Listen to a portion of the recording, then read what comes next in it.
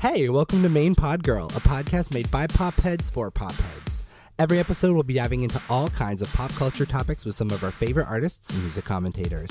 I'm your host, AJ Marks, and today's episode is all about the state of pop music in 2024. So who better to join me than Billboard's executive music director and deputy editor, Jason Lipshutz and Andrew Unterberger. Welcome to the show, guys. Thank you for having us. This is exciting.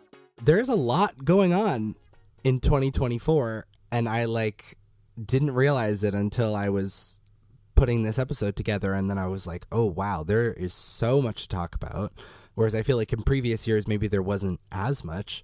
But before we get into the general music discussion, I know y'all read Popheads, and you recently just did an AMA with us as well. I'm curious to know how you find the pace, the tone, and the quality of music discussion on Reddit versus other apps like Twitter or TikTok. Well, I'm not an expert about Reddit on the whole.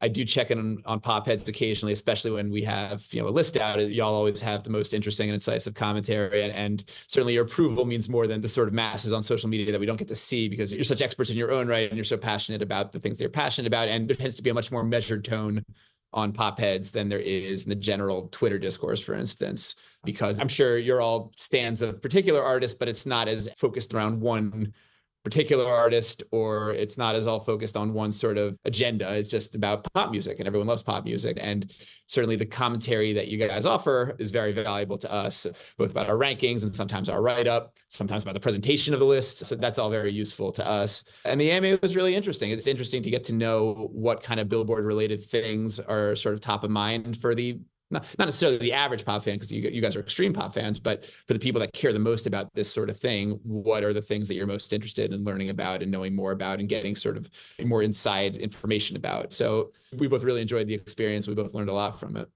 Yeah, it was a blast. And, in terms of the Popheads Reddit, I just love, Andrew touched upon the expertise, which is apparent, but also just the volume. I think there is something to be said that so many threads have 60 comments instead of 6. And, it's not just the same people kind of commenting over and over. There's different voices. There are different points of view. Yeah, you don't really get that much on Twitter anymore, or even kind of Instagram comments anymore. You just have kind of very quick hit artist supportive stuff, which is fine. I don't really mind that, but it is nice to kind of have those different opinions in Popheads. So yeah, it's a really, really cool community. Yeah, I really like how it really feels more like a discussion back and forth. It's a big job for the moderators, such as myself, to make sure that everything stays sane, for lack of a better word, or civil is probably a better word. So moving into the state of the charts this year, I feel like there were so many breakout moments already in the first 6 months of 2024. First off, I want to talk about, do you feel like the top 10 periodically shifts towards different demographics over time? Or do you feel like it generally always reflects the same shuffle of age or gender or taste demographics, no matter which chart you pull up from the last 65 years? I'm not talking about as much as the artists, but the audience. Well, certainly things are always changing. I think there is sort of not necessarily a status quo, but a kind of equilibrium that the charts will sort of always reach over time. But if you look at any kind of specific year or any 2 to 3 year pocket, you're definitely going to see trends towards specific genres, specific demographics, sometimes trends away from those genres or demographics. And I think we're in a really interesting period now, where I feel like at the beginning of every decade, you're sort of in flux still. You're kind of getting some spillover from what defined the previous decade, and you're getting a couple kind of false start artists or false start kind of moments that don't necessarily end up defining the decade as it comes to be known. But usually by the time you get this deep into a decade, this is all my personal theory anyway, usually by the time you get this deep into a decade, you get the music that's really going to kind of represent what this decade is about. And I think we're seeing a lot of that this year. We're seeing a lot of artists that really couldn't come about at any other time. We're seeing a lot of sounds that kind of feel very specific to this point in time. And that can be, Sabrina Carpenter and Chappell Roan, and it also can be Benson Boone and Teddy Swims. And there was a lot kind of leading up to all of those breakout artists in various specific kind of micro trends. And you could attract those over the first few years of this decade. And now they're kind of exploding in a really, really mainstream, in a really, really chart crossover way. But in general, I feel like this year is going to be kind of what we think of when we look back on the 2020s, we say, okay, there's some stuff going on the first few years that was, COVID influenced, and that was still kind of a hangover from the 2010s. And some of it obviously also is very important to what this decade is going to end up being. But this year is the 2020s kind of in a real way, in a way that I haven't necessarily felt about any other year so far this decade. Yeah, I think it speaks to kind of our job to parse through what is kind of a blip on the radar in terms of kind of a singular song or artist or moment that belongs on its own and doesn't really influence anything around it, and what is a trend that actually is really meaningful and what could change the course of, the sound and feel of pop music. I think, something that immediately comes to mind is a couple years ago, the success of Bad Bunny and all of the records he broke over the course of, I guess that was 2022. And, how enormous that album was and that tour was. And it's like, okay, is this just Bad Bunny? Is this an extremely successful run for Spanish language music in North America? What does this album say to that? And what can we expect throughout the rest of this decade? So I think, like I said, it's a little bit our job to try and read the tea leaves to some degree of saying, like, this is just one specific artist and one specific moment for that artist, or it's opening up a whole bunch of other things. You think about some of the songs this year across the top 10. Is this just espresso? Is it just like a really catchy hook that would have worked in any time period of popular music? Or is it saying something about Sabrina or Island Records or other pop artists that are kind of ready for the new guard to take over? So yeah, it's always kind of fun to talk about this stuff. Obviously, you guys do it a ton with Popheads as well. Speaking on espresso, I mean, I know that Sabrina Carpenter's like top of everyone's tongue right now. Was that top 10 debut a surprise to y'all? It was a surprise to me. I mean, I've been a big Sabrina supporter for a couple years now. And just on a personal note, like rooting for her. And, she kind of grew with Nonsense. She grew with Feather. Both those songs had a lot of pop radio buy-in. But she had never had a top 20 hit before Espresso. So the fact that it debuted in the top 10, and obviously it was pegged to Coachella, and it seemed like that performance was a real moment for her. Yeah, I was surprised. I mean, I would bet that she and her team were surprised as well. And then, obviously, once the song really took off, then she was off to the races, and it's SNL and big festival performances and runway debuts and stuff like that. Looking back on it now, it feels so obvious, right? Like this is this enormous pop song that everyone sort of agrees on. It's kind of broken containment in terms of you could talk to somebody in your life that doesn't necessarily follow pop music that closely, and they'll probably know Espresso and have opinions about it. So it feels like, of course, it should have had this major debut. And she's a very well-known artist. She's a cross-platform success. So the success does feel predetermined in a lot of ways. But like Jason's saying, you just never know until it happens, because she hadn't had that level of success before. And we've been rooting for her. We're both big Emails fans, and Jason even longer back than I am. And certainly the song sounded like it could have had that kind of moment. But you can never tell for sure that something like this is going to happen until you're already in the middle of it. And then once it happens, once Espresso debuted top 10, or once it had a major first week, even in the midst of like a lot of other stuff going on, because the pop field was already pretty crowded by that point. Once that happens, it's like, okay, there is no ceiling anymore. Now it's pretty clear from that point, this song could end up being the biggest song in the world. And, certainly was number one on our global charts. It hasn't quite hit number one on the Hot 100, but now she's got another song that's sort of taking care of that. And when we look back on Please, Please, Please, we'll probably say the same things, but in real time, I didn't see that was even more surprising than Espresso to me, even though she had that kind of, she had broken that ceiling with Espresso. Please, Please, Please didn't feel as immediate to me. It felt kind of strange. It felt like kind of an in-between song to me almost, because it had a little bit of a different sound. It kind of had like a Dolly Parton vibe to it. It was different than what she had already succeeded with Espresso. And I didn't automatically assume that it would just kind of keep doing level up for her. But she has, and now I'll basically never doubt her again. We'll see what the next song and possibly the next album will bring for her, but certainly the sky's the limit for anything she wants to put out at this point. Totally. I feel like as a fan, because I've been a fan of her since I think 2018, 2019, something like that. As a fan, it's hard to counter your own biases and be like, I feel like this could be a slimmer hit, but is anyone going to agree with me? when she announced it, I think she announced it as like a quick little song, and I was contemplating with Katie Atkinson and Rachel Brodsky and Brittany Spanos on whether that was originally supposed to be the lead and she was just downplaying it, or whether it was just going to be a one-off song and then it got thrown into the album. But I think, I think everyone, including Sabrina, was surprised by the top 10. But if you kind of look at Miley's like Flowers effect from last year, it feels like this is, Plastic Hearts is so important to Flowers becoming such a hit. I think it's the same thing with like Emails I Can't Send. It's a big, should have been a smash album, and people recognize that, and people over the years grow to look forward to her next project. And so even though that one album didn't take off in the way that a lot of the fans think it should have, I imagine that everything that comes afterwards only comes afterwards because that project was so good. Yeah, 100%. Yeah, I don't know if I 100% agree with that in terms of the importance of Emails I Can Send in her kind of commercial trajectory.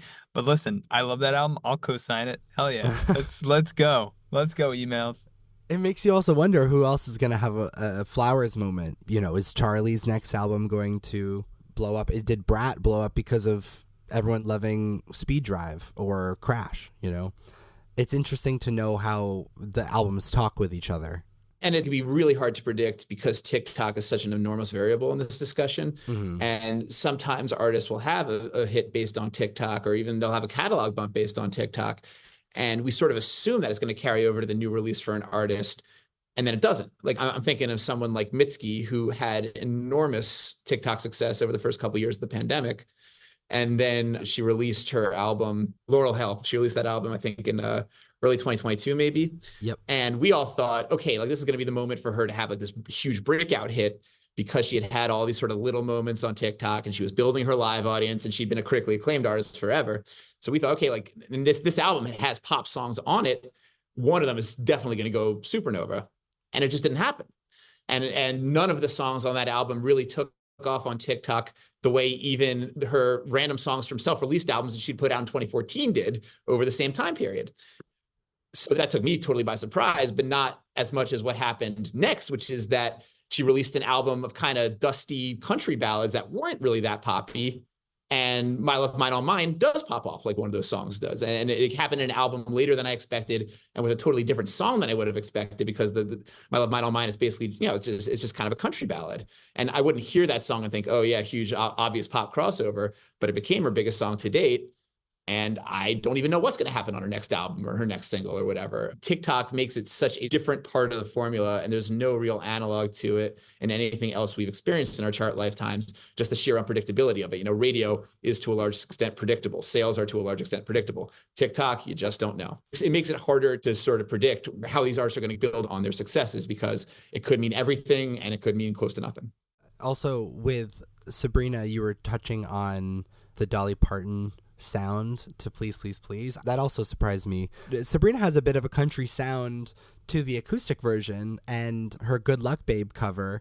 Do we think she might dabble in country music next? I feel like, like we said, I feel like sky's the limit for her. I'm really excited that we're getting a full new album in August. It's been a very crowded, very busy year for big name album releases. And I feel like Short and Sweet could kind of dominate things in late August. I know there's a Post Malone album, I think a week beforehand, but yeah, I mean, to your point, I think that what she is doing with these new singles is that she is amplifying her personality and kind of wry sense of humor, but also playing with her sonic boundaries. And I think it's really working. I think she's leaning more into who she is and who she wants to project as an artist and a person, while also kind of tinkering with her aesthetic a little bit. And I think it's really paying off. So I'm hoping she does that throughout a whole new album as well. I think she also is doing something super smart where she has former guest and friend of the pod, Amy Allen, by her side, kind of co-writing all these songs with her. Amy's music is so different from Espresso. I can't even stress that enough, but great in its own way. But I love that she has that tried and tested, like find someone who is like your go-to person and bounce all those ideas off with them. I think Radical Optimism, all of the songs were written by Caroline Aline, or co-written with her, and that's the same writer that did New Rules, Don't Start Now, all of Dua's other biggest hits. I love seeing these people like find their person in the studio. I feel like if you have that stability, then you can kind of try all these different things and still make it feel cohesive. I agree with you that that's increasingly sort of seem like the formula these days. And I don't even mean that in the sense that this is formulaic, but it just seems like a lot of the best results that we've seen, especially from up and coming pop stars, do happen when it's, you know, Billie Eilish and Phineas, it's Olivia Rodrigo and Dan Nigro. It definitely a sense of find your one person and don't, you know, adhere to them religiously, but they're your primary collaborator and everything kind of springs from that. And it's probably worth mentioning that one of those guys is Jack Antonoff, and he's also plays a big part in the success of Please, Please, Please. He's a co-writer and producer on that song. So I don't think we're going to see as much of these sort of breakout artists having the sort of old school model of, you know, 20 different producers and 30 different songwriters contributing to 12 different songs collectively. It feels like people want a more specific and defined thing that has room to grow from there and has room to expand from there. But that there is a consistent sound and there is a consistent feeling and a consistent personality to these big releases. And yes, so Sabrina and Amy seem to be kind of tapping into that. Yeah, I think also there's this new, and I won't say new as in like completely new, but just not something that was as important 10 years ago. This new importance from fans on cohesion in an album.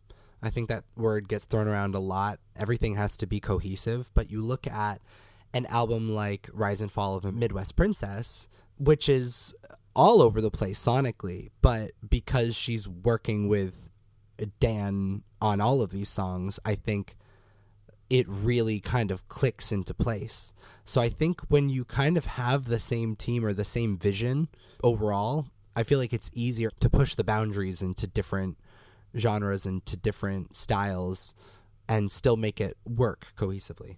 Yeah, and it's so important because I think the hardest thing to do as a pop artist in 2024 is to go from an artist whose success is kind of measured song by song to someone who's just kind of, you can call them an albums artist or you can just call them a catalog artist, but someone who every time they put something out is going to be able to rely on a certain amount of support for it just because there's interest in them and their artistry rather than I want to hear this particular song.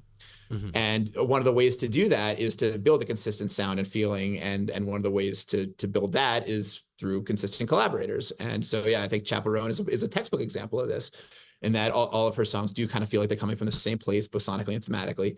And that comes in part because her own artistic vision is so strong, but also in part because she's working with the same people on all these songs. And there is that sort of coherence. And I think you're right. Coherence is a big part of the formula in 2024.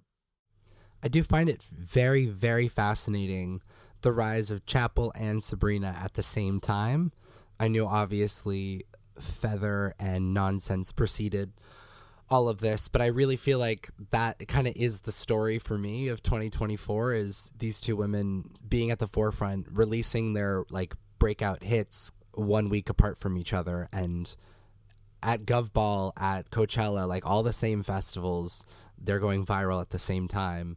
And they both have multiple songs getting popular at the same time. So it's not just a situation where this song is really, really popular. How do we follow it up with this, that, or the other thing so that they're known for more than one song? They're not a one-hit wonder. I feel like both of these artists, I think Sabrina has 3 songs on the UK charts and US charts right now. I think Chappell has 4 songs on the US chart right now. So having it be a full catalog push as opposed to just having it be the one song, I think is just a really good sign that they're kind of here to stay.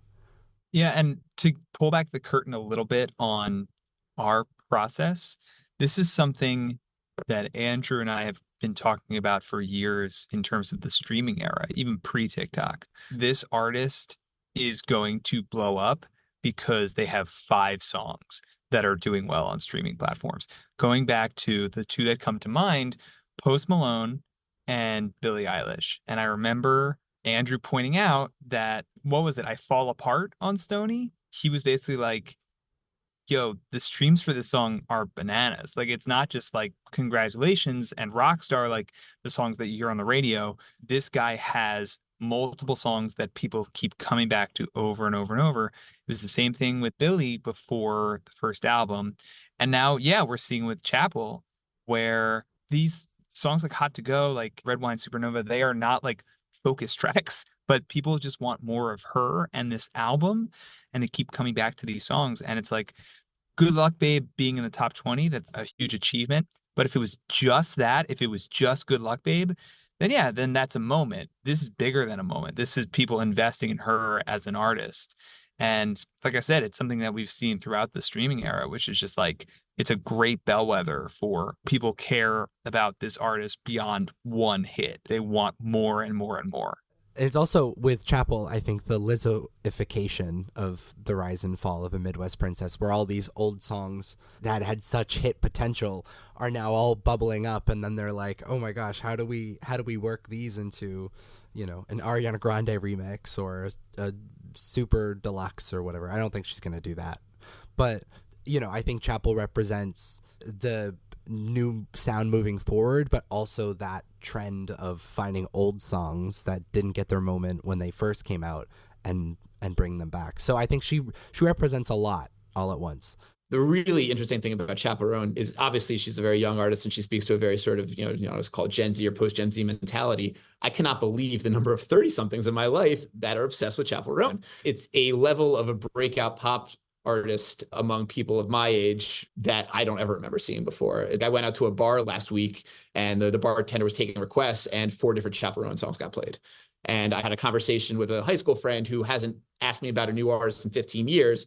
And she wanted to know everything about Chappell Roan. And it's just sort of an interesting moment. I think it has a lot to do with sort of, I don't know, post-Taylor Swift kind of adultification of pop music.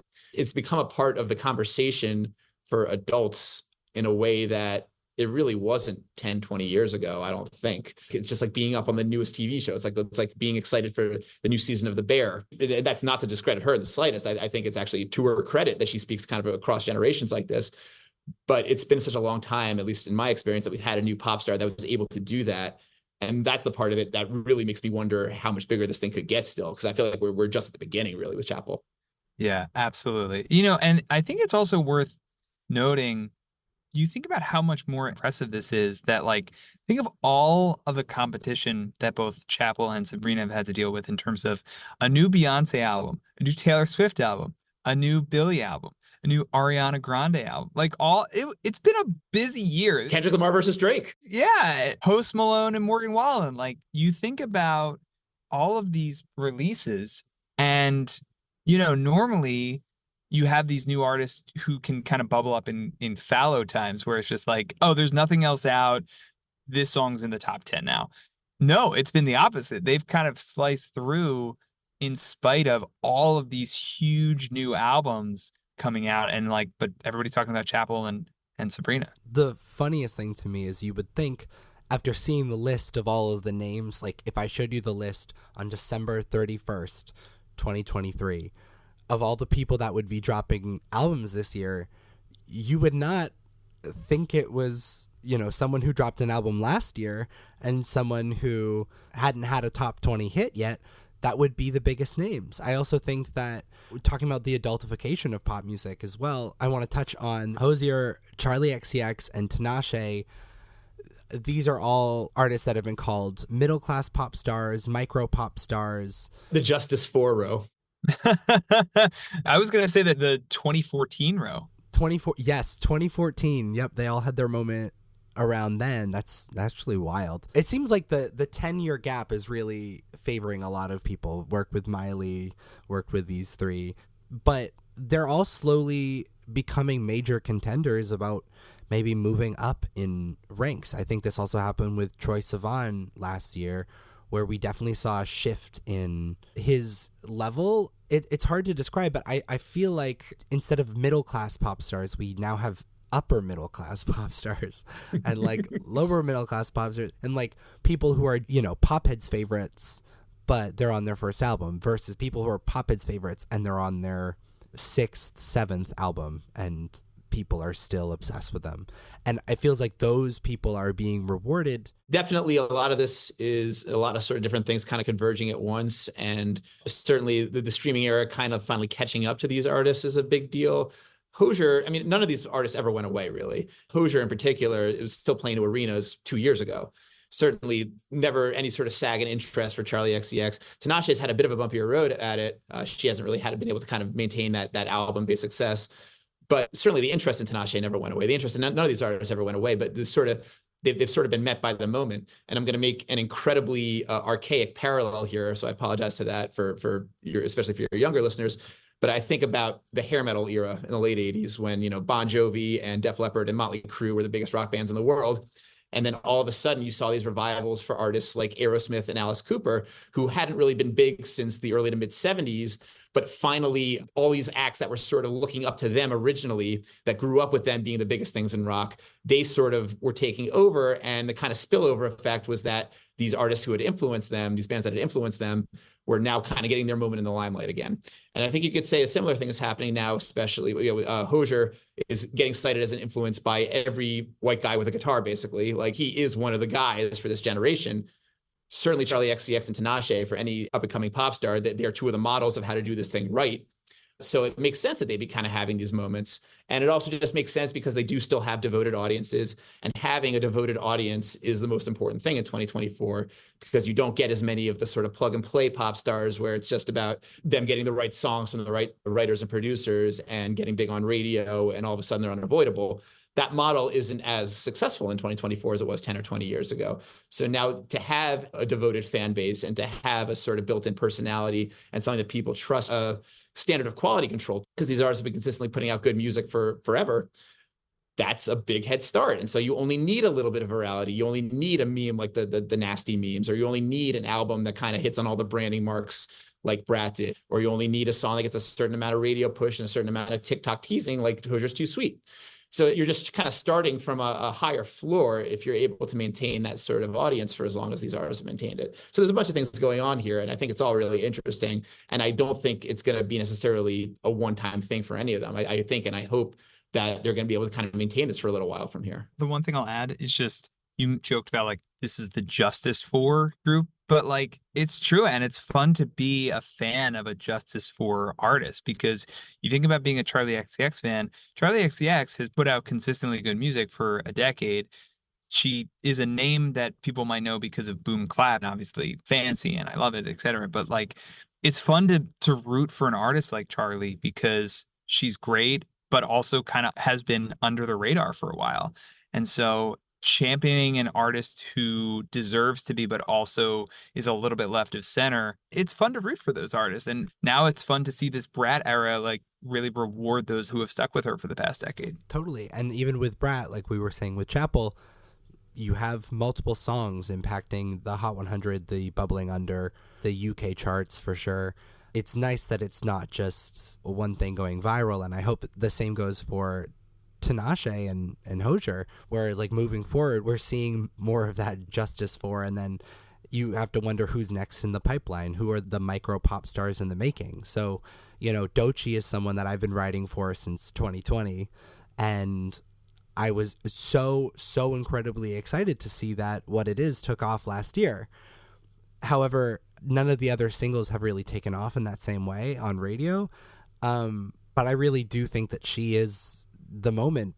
Is it possible that she's having a bit of a Tinashe moment where 2-1 takes off, What It Is takes off? There are going to be a couple years of everyone championing Doechii, and she's going to consistently put out good music, and it's only going to be 10 years from now where we actually see another breakout moment. Yeah, I don't know if it's necessarily going to be that long from now. I think for an artist like Doechii, who, you know, you're right, has sort of become something of a phenomenon. She's critically acclaimed. She has a cult fan base, but she doesn't necessarily have a pop level fan base yet, or at least not a reliable pop level fan base. And she is sort of song by song at the moment. But I think you're seeing that even her songs that aren't necessarily huge hits, they still perform respectably. They might not chart, but they'll get millions of streams. They'll get good attention online. They might have good videos, or they might have kind of lightly viral moments connected to them. She'll kind of keep herself in the game that way. And then it doesn't take much. It just takes like a little spark from there. until she gets that second hit. And then that was sort of Doja Cat for a little while too. She had slight mainstream breakthroughs here and there, but it wasn't until after Say So, and then even really until after Planet Her, that was kind of an every time out thing. You really have to build that over the course of almost a decade, or at least half a decade. You know, it wasn't like Doja Cat put out Moo and then all of a sudden every song she put out was going top 10. Moo led to Like That, which led to Boss Bitch, which led to Say So. I might be mixing up the chronology there, but it was a multi-step thing, and not everything worked immediately. And it wasn't until, you know, a half decade down the line that Doja Cat was officially fully Doja Cat. That is a very, very good point, and a great comparison too, because I remember Tia Tamera being my jam in 2019. Wow. That's a great song. Sure. Yeah. Yeah. And even for me, like, I kind of didn't think of Doja Cat as this like main pop girl contender until my sister showed me Say So on TikTok at the end of 2019, being like, it's like this girl's featuring herself because her rapping voice sounds so different from her singing voice. And then it didn't even really take off for another 5-6 months after that. But it is just very fascinating seeing the trajectory of some artists' careers compared to like the main pop girls we had back in like 2008, like Katy Perry and Lady Gaga, who, granted, they put out those songs and it took months for those songs to come out, but their first song that they released did hit number one, you know? Britney Spears back in 1999, like, she was performing in malls singing that song. You know, it didn't debut at number one, but it did hit number one, and, you know, that succinct chronology afterwards. Whereas like now it's kind of like, I don't know, maybe in a couple years people will forget that Sabrina Carpenter had any songs before Espresso, just like people are forgetting that Doja Cat had a whole album and a bunch of viral moments before Say So. Yeah, we are not in the era of debut smash single. Like, it definitely takes some time for artist development. And you think about Tate McRae, she had hits before Greedy and was active and putting out new singles, but that was the song that kind of took her over the top, became like a big top 10 hit, got her to SNL. Like, you know, it just takes time for these artists to really kind of break through in a more real way than we're used to. Yeah, absolutely. We're very, very used to and conditioned for, hey, this new artist, they have one song out. Yeah. Pay attention to them. Now it's like it might take years. Totally. That's the lack of radio and MTV is sort of the central kind of governing body of pop music. You know, back in the Britney days, when Baby One More Time was unavoidable on both the airwaves and on television, like, of course she was going to be the biggest star in the world. It wasn't necessarily like it was predestined, but once it became as big as it was truly unavoidable. And then there was almost no chance of her disappearing immediately after that. But even someone like Britney Spears, I mean, her first song went to number one. She didn't have another number one hit for another decade after that. So it's not always as linear as we remember it being historically, but certainly without that sort of central like button pushing force that Top 40 radio used to be and that MTV used to be, it does become a lot more about, do you have the fan base already? And have you already proven yourself enough with listeners that they're going to check out what you're doing and they're going to listen to what you're doing every single time out? And that's a little bit harder to establish than it used to. It is difficult also to keep that afloat. Like, is Benson Boone going to continue to have these big hits post Beautiful Things? We have all these like kind of, you know, minor songs climbing the charts. Same with Tate McRae had like another song, kind of, what was it called? X's. Come on, man. X's. I'm sorry. I was thinking of my favorite song from that. I was thinking of my favorite song from that album, but I was like, it couldn't have been my favorite. Listen, can I just go on the record? Yeah. Andrew knows how much I love Greedy. I also really love X's, but like, justice for Greedy, man. I mean, that song does not need justice. It's gotten like hundreds of millions of streams. It was a top 10 hit. It was all over radio. People underrate how incredible that song is. That's all I'm going to say. Incredible pop song. It feels like that song came out a decade ago at this point. That's partly just bad luck on her part. You know, if this was 2 years ago, maybe that song would still feel like the biggest thing in the world this late into the year. But she just happened to kind of hit early in the year, in a year where we've had more stuff happen than we've had so far any year this decade. So tough break for Tate there. I just want all of your listeners to know that if there is a Tate McRae Greedy Island, I am the president. I don't think that's how islands work. They don't elect presidents, but I will be the president of that island if there is a democracy on that island. I was going to say, you can make your own democracy. Cool. With Greedy, it was also interesting about the discourse. There was a lot of like, oh, she's an industry plant because how is she everywhere now and she was nowhere before? But I'm like, she had I think 2 songs over 1 billion streams before Greedy. Like, where were y'all? Like, and I get it. Like, they were, you know, Spotify's counting all of these different countries as well. But I think what's interesting with Greedy is it might be kind of something that we see soon with someone like Gracie Abrams, where it's like she's someone I've heard about a lot for the past couple years, someone I've listened to, someone who definitely has that fan base, and I think everyone's really shocked by how big she's aiming to debut and the Taylor Swift collab of it all. And it makes me wonder, you know, what it's like living in a bubble. I don't know. But then there are also so many people that like I was completely in a bubble for until they got big. Like Tommy Richman, I didn't see that at all. Had no idea who he was until $1 Million Baby was about to debut top 10. And then I listened to it and I was like, oh, I completely get it. One of my favorite songs of the year. Yeah. Definitely song of the summer contender for me. It's like number 2 right under Espresso. It is just wild. It's like there were probably so many Brent Faiyaz fans that were like, oh, you don't know Tommy Richman? Like, you know, I've been hearing about him for years. Like, I don't know. We're all just coming from different places, I guess. To go on a slight mini rant here that I apologize to Jason because he's heard it 1 million times already at this point. But the industry plant discourse is like the worst thing going on in pop music right now. And it's the most self-defeating thing going on in pop music right now. And I think it's due to a certain extent the fact that for a few years this decade, we didn't really get new pop stars like this. I mean, we did. It's not like new stars were ever totally removed from the equation or that we didn't get a couple big ones every year or two. But to have so many happening at once, it feels like we've almost lost our ability to process it because, yeah, the industry plant accusations, they're even coming from people like Sabrina Carpenter and Chappell Roan. And these are artists where you can actually see every step they've taken to get from where they were to where they are. And there is no pushing a button anymore in the industry. There is no just, okay, someone at some label somewhere, whisper something in the ear of a radio DJ somewhere, and all of a sudden they mint the pop star. It just doesn't work like that. The labels wish it would work like that, probably to a certain extent, but it doesn't. I was going to say, that would have been a very, like, you know, early 2000s, like, all right, I found you on the street, Avril Lavigne, you're playing at a festival, like, let's put you with all the best producers and get your single to #1 on radio, you know? But it's like, especially now, I feel like that doesn't happen. No, it doesn't exist anymore. It's a vision of pop music as populated by, what's her name? Jocelyn from The Idol. But Jocelyn from The Idol wouldn't happen in 2023. It did not like that anyway. So yeah, that's frustrating me. And it is good to see these artists like Gracie Abrams, who, you know, this is not the first time we're hearing about Gracie Abrams. A lot of us have been hearing about Gracie Abrams for half a decade now. And she's kind of built her fan base slowly but surely. She's gotten some good TV syncs. She's gotten some good cosigns. Obviously, getting to open on the biggest tour in pop history is a very nice feather in your cap. But she's kind of built it the right way. And she has an audience. She has super fans all over the place, including on the Billboard staff. And now she's going to have a moment. And that's the way it used to work all the time. There's no reason why it shouldn't work that way. And the fact that we have to keep kind of looking for the man behind the curtain and all of this, it's a little discouraging to me. And it's a sort of cynicism that isn't actually that practical.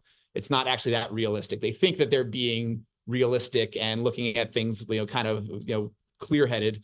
And actually, I think it's the other way around. I think the most logical explanation for these artists popping off is that they're good artists who build fan bases and are just now getting over the top. I agree with every word. So this is something that I found last night that I was like, oh my God, I should definitely bring this up on the show. So this was the 2024 bingo card that I made in December 2023. As you can see, I got some things right. I didn't get others. People at home cannot see what's up here, so we're gonna have to read some of these off. Some of the things I got wrong were Justin Timberlake will have a small career resurgence. I really saw that for him. I don't know how that's going. Technically, not completely wrong yet. He's in a lot of headlines. He is in a lot of headlines. Selena Gomez releasing an album. I think she said that she's not gonna do that this year. Man, come on, Selena. I want it. And then another one being Noah Kahan wins Best New Artist. I wanted something that I could decisively say that did happen or that didn't happen, is why I put that on there. But Sabrina Carpenter getting another big hit, Miley releasing another single, an artist who hasn't had a hit in over 5 years gets a top 5 hit. That was Hozier. Billy's new album outperforming the last one. Agora Hill's going top 10. One of the squares says Houdini is not the biggest song from Dua's album. It should have been Dua's Houdini is not the biggest Houdini. Yeah, truly. Houdini is not the biggest Houdini. Yeah, I did not see that coming. Yeah, I don't think we would have gotten that one either. And then Houdini was referenced on Kalani's album too recently, and I'm like, what is up with all these Houdini references? It's Harry's back, baby. It's like the year of the booty back in 2014. Everybody loves magic. What other things on here did you want to talk about? I like Tyla gets another top 10 follow-up hit. Water was obviously enormous, and Water kind of had everything clicking at once. She hasn't gotten it yet, but she's undeniably like ready for it when it happens. Jump is already coming kind of close. That it's not back on the Hot 100 yet, but I know it's got a lot of viral interest. I know it's got a lot of fan interest. If it's not that song, I do think it's going to happen soon. Maybe this year, maybe not. But I would be very, very surprised if this was the last we heard from Tyla on that sort of top 10 pop level. I would hope this year because I need bingo. And I am not close. I like another major artist re-records old songs. I think that's an interesting prediction. We had Beyonce do Blackbird and Jolene, obviously. It's going to be interesting to see if someone tries to reverse engineer like a viral hit by scooping up a song that everybody already knows and loves. We'll see. Interesting. I was thinking of it more in the Taylor Swift vein of like their own songs. Oh, like the Taylor's version. But, you know, like we've had Bonnie McKee this year re-record her album from 10 years ago and release that. Before Taylor Swift even, we had a friend of the pod, JoJo, re-recording her first 2 albums to make sure they were on streaming.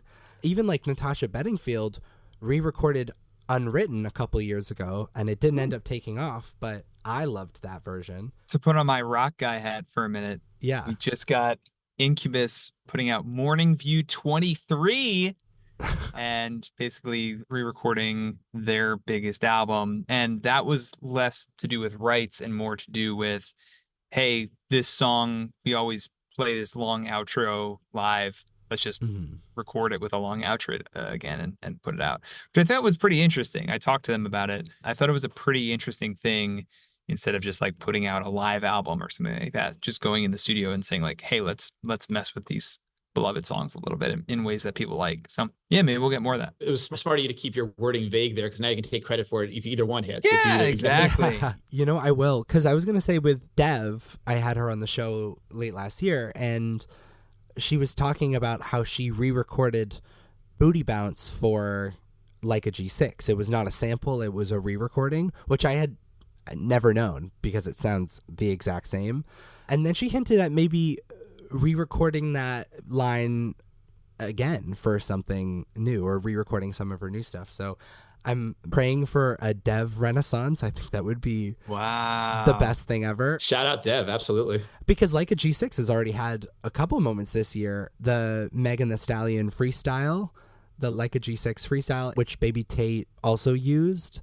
And then there was also A Man in Finance, which has hit the UK charts and has had a David Guetta remix. So Dev's getting that coin this year. I love that for her. But I would love to see her be able to use that in her own music. I was going to say another one here that's like vague wording is a song from 10 plus years ago, goes top 20.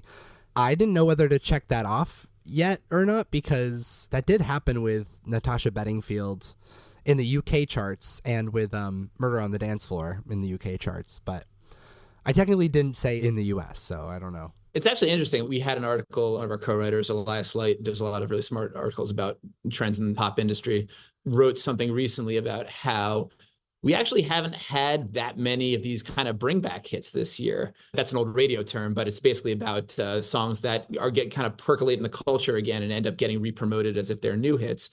And last year, by this point, we already had 3 really major ones. We had Miguel's Sure Thing, Taylor Swift's Cruel Summer, and The Weeknd's Die For You, which not 10 plus years ago, but certainly multiple albums 5-10 years ago, that sort of thing.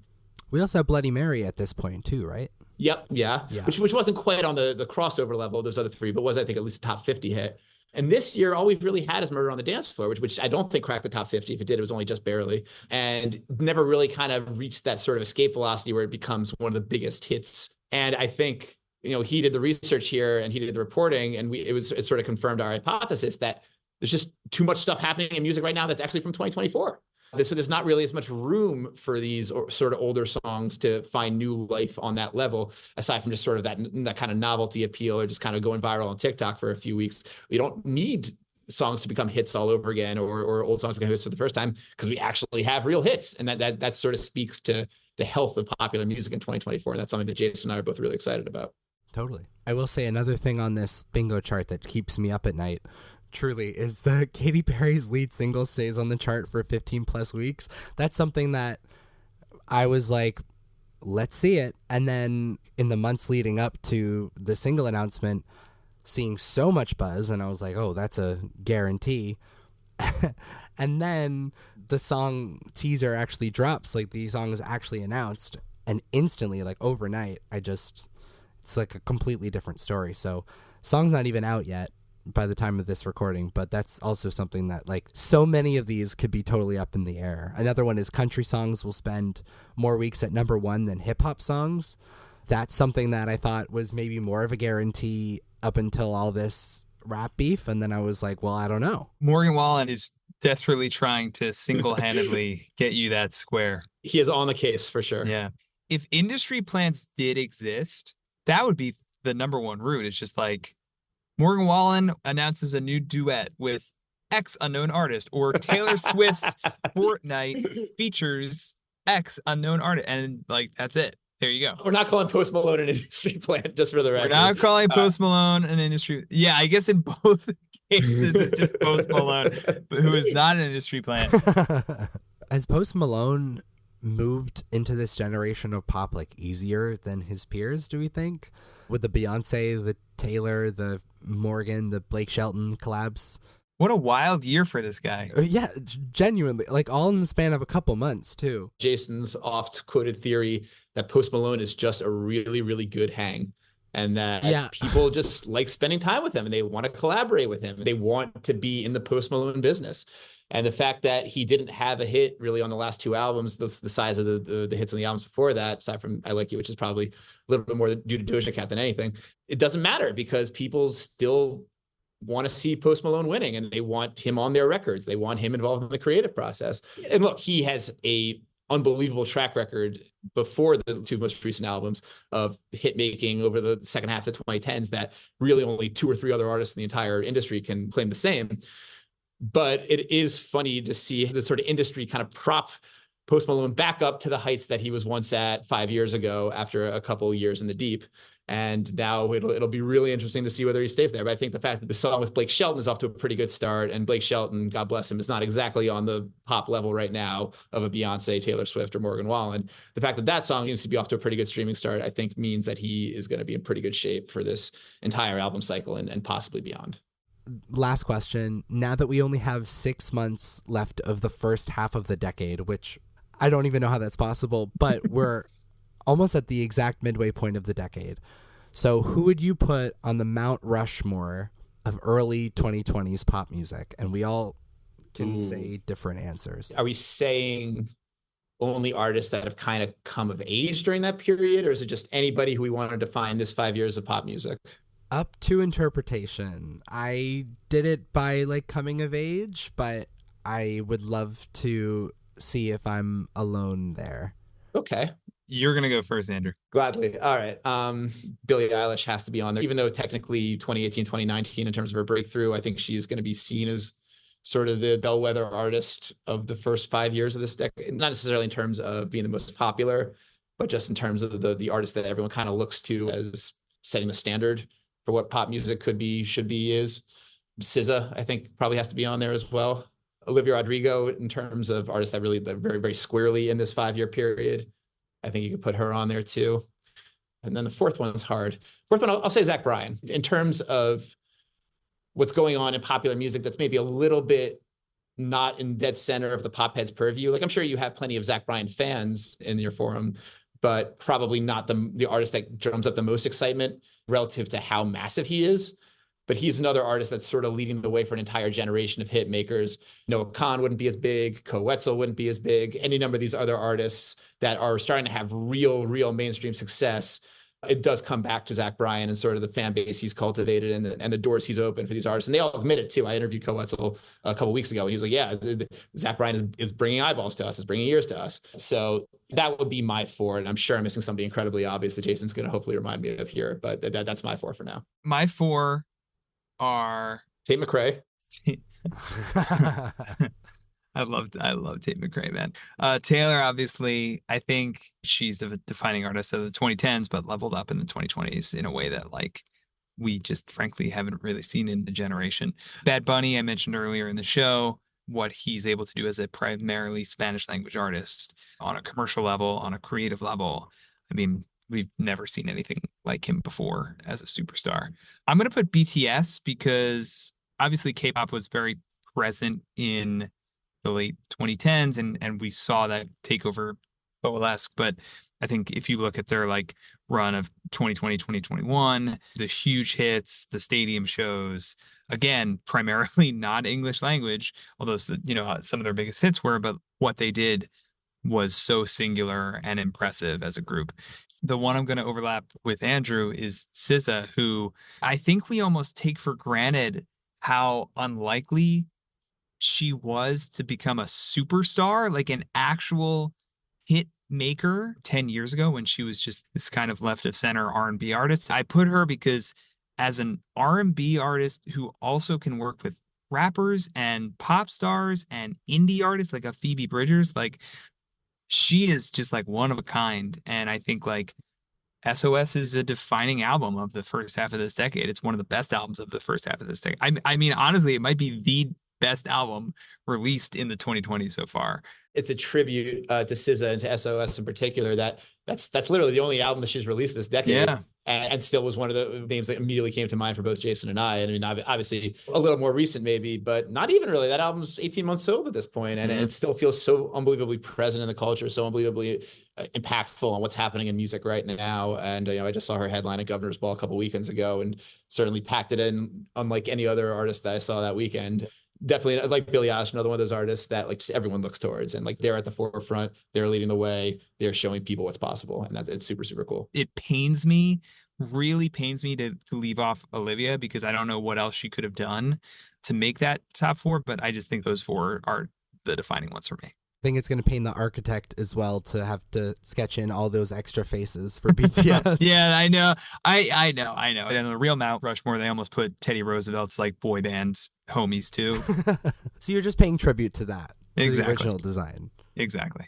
I'm so glad we all had SZA on our Mount Rushmore. I'm going to unveil that as the first head. Another crossover I have with you, Andrew, is Olivia Rodrigo, who I just think kind of brought back the teen pop vibe. You know what I mean? Not sonically, but just the interest in new artists in general, I think is for this generation and for this first half of this decade. I was giving vocal lessons. I was a substitute vocal teacher.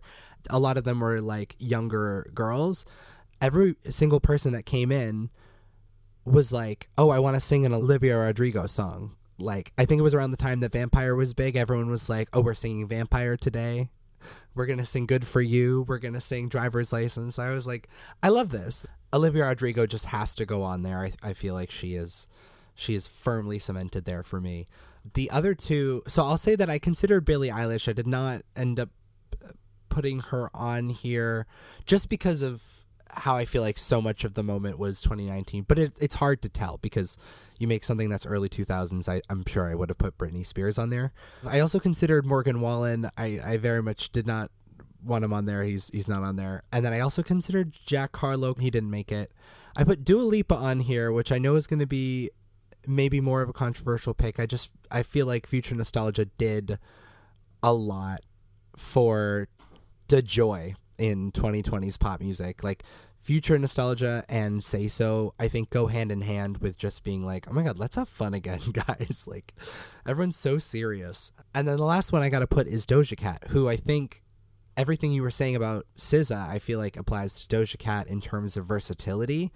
The fact that she is, I honestly would say, the biggest rapper, not female rapper or whatever, just the biggest rapper right now, just because she's able to move in these hip hop spaces, but able to make it so pop, but then do a performance that's a rock version of one of her songs, and be able to kind of branch out and get into kind of like 90s hip hop. She really kind of has that ability, and I think she's gonna, I know that she said she wants to move away from having beats and she wants to move into like full band sounds, and so I'm interested to see what she does next. But I personally, I believe she can do anything.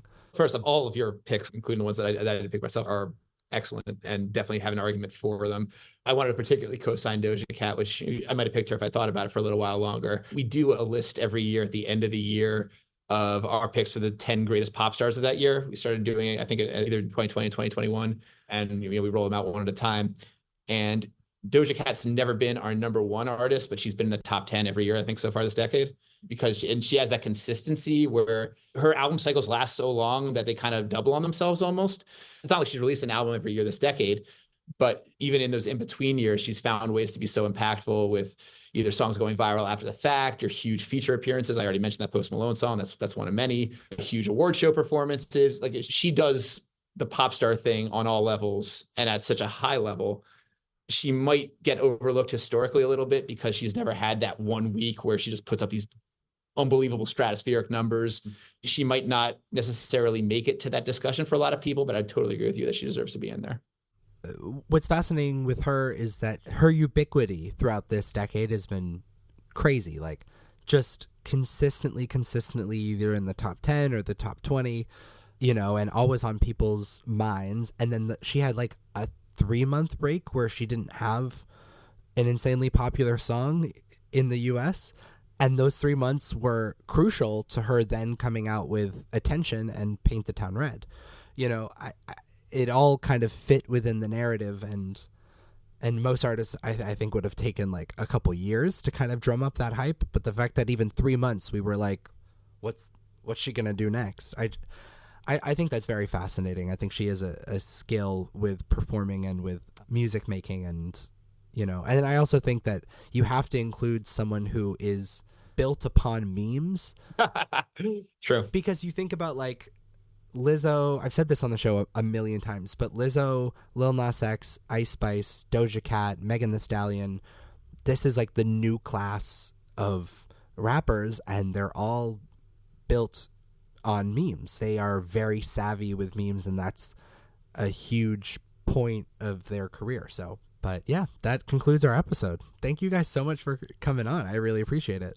This is awesome. Yeah, thanks for having us. This is a lot of fun. We definitely both enjoyed ourselves immensely here. Good. I mean, talking about pop music, how could you not, you know? Unless it's arguing about pop music. That's well, depends who you're arguing with. I'd argue with the two of you anytime, yeah. Good. Not about Tate McRae, though. There's no argument there. We Never. love Tate McRae.